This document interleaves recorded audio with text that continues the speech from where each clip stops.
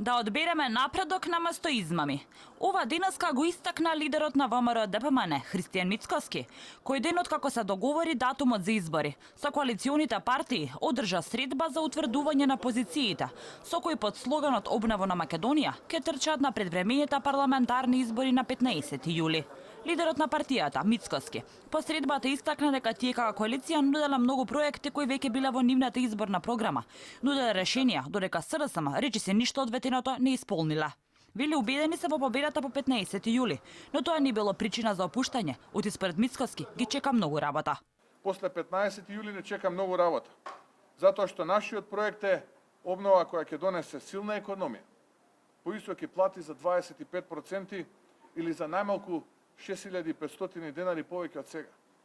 Поисоки пензии од 20% во еден мандат или повеќе од 3000 денари за секој пензионер. Невработеност под 10%. Намалување на даноците, рамен данок од 8%. 4 милиарди евра домашни и странски инвестиции за 4 години. Првиот човек на партијата ги повика граѓаните да излезат на гласање. Многу е важно да има голема излезеност и што повеќе граѓани да се охрабрат да гласат.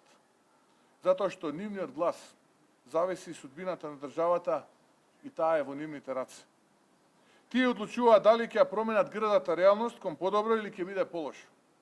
Изборот е јасен.